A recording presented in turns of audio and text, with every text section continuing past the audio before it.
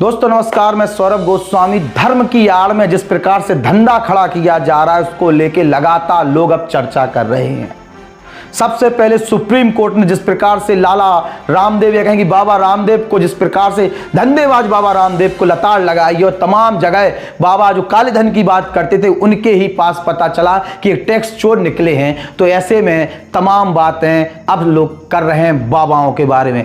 ऐसे बाबा जो धर्म के आड़ में अपना धंधा चला रहे हैं, ऐसे बाबाओं पर अब जनता जनार्दन चर्चा कर रही है। बागेश्वर धाम सरकार के भाई जिस प्रकार से चर्चाओं में वो भी लोग चर्चा कर रहे हैं, जहां बाबा रामदेव को सुप्रीम कोर्ट ने उनकी वास्तविक हकीकत से रूबरू कराया है और सुप्रीम कोर्ट ने बताया कि हम तुमसे बड़े हैं, सबसे पहले देश का कानून काम करेगा, उसके बाद आप काम करेंगे। और जिस प्रकार से जनता को अभी तक गुमराह करते हुए, चाहे वो दवाओं के माध्यम से, चाहे तमाम ऐसे विज्ञापनों के माध्यम से जिसमें लोगों को गुमराह किया गया हो और अपने आप को श्रेष्ठ बताने का प्रयास किया गया, तमाम एजेंसियों को ठेंगा दिखाकर बाबा रामदेव ने लगातार जनता को गुमराह किया और अपना धंधा आगे बढ़ाया। तो जहां योग के माध्यम से बाबा रामदेव लोगों के बीच में दिलों में राज करने के लिए पहुंचे थे, वहीं उन्होंने धंधा भी अपना उसी में चालू कर दिया। तो धर्म और योग के माध्यम से जिस प्रकार से बाबा रामदेव ने अपना धंधा आरंभ किया, उसमें इलीगल एक्टिविटीज पाई गई हैं और साथ साथ टैक्स चोरी का भी एक मामला सामने आया है, जिसमें जो काले धन की बातें लोग करते हैं,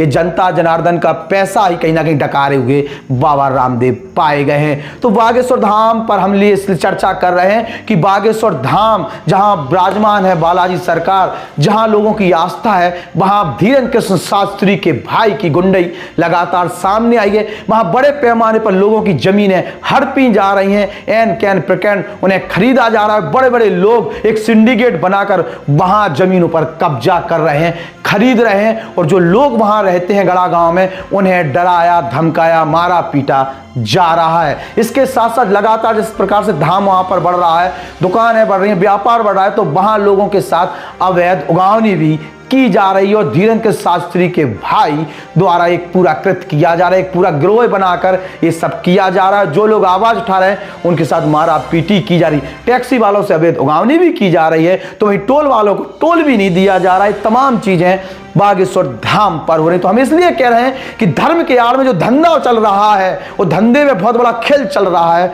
उस पर लगाम लगाने की आवश्यकता है। कहीं ना कहीं हिंदुत्व और जो कहें कि सनातन बदनाम ना हो जाए, इसलिए इन सब पर चर्चा करने की आवश्यकता। और धीरेन्द्र कृष्ण शास्त्री जो अभी तक अपने भाई को लगाम नहीं लगा पाए हैं, तो कहीं ना कहीं उनकी विश्वसनीयता पर भी सवाल खड़े हो रहे हैं। जो हिंदू राष्ट्र की बात करते हैं वो अपने ही गड़ा धाम पर हिंदुओं को नहीं पचा पा रहे हैं या उनको कहीं ना कहीं समावेश नहीं कर पा रहे हैं, केवल चकाचौंध और धनबल के चक्कर में। तो इसलिए धीरेन्द्र कृष्ण शास्त्री को भी अपनी आंखें खोल लेनी चाहिए और अपने त्रिकाल जो उन्हें दिखाई देता है पर्चियों के माध्यम तमाम माध्यम से, उसमें देखें कि तुम्हारे भाई के क्या कृत्य हैं और जिस प्रकार से उनके कृत्य सामने आ रहे, तमाम वीडियो वायरल हो रहे हैं, आम व्यक्ति की आस्था चोटल हो रही है और बागेश्वर धाम के प्रति जिन लोगों की आस्था है वो अब खुलकर बात कर रहे हैं। धीरेन्द्र कृष्ण शास्त्री को अपने भाई का कृत्य दिखाई नहीं दे रहा है या जानबूझकर वो देखना नहीं चाहते हैं। इन गुंडों को कौन संरक्षण दे रहा है, ये तमाम बातें हैं जिनके सवालों के जवाब धीरेन्द्र कृष्ण शास्त्री को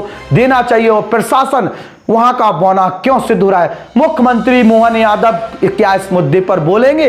जहां पर बागेश्वर धाम पर आम लोगों के अधिकारों का हनन किया जा रहा है, वहां गुंडागिर्दी की जा रही, वहां जमीनों पर कब्जे किए जा रहे हैं, हड़पे जा रही हैं लोगों की संपत्तियां। ऐसे में धीरेन्द्र कृष्ण शास्त्री और उनके भाई पर क्या मुख्यमंत्री मोहन यादव बोल पाएंगे? और जिस प्रकार की चीजें सामने आ रही हैं, जो कृत्य हो रहे हैं, इस पर कौन सा समाजसेवी संगठन या इन बाबा इनके कृत्यों के खिलाफ सुप्रीम कोर्ट हाई कोर्ट जाएगा, ये भी देखने वाली बात होगी।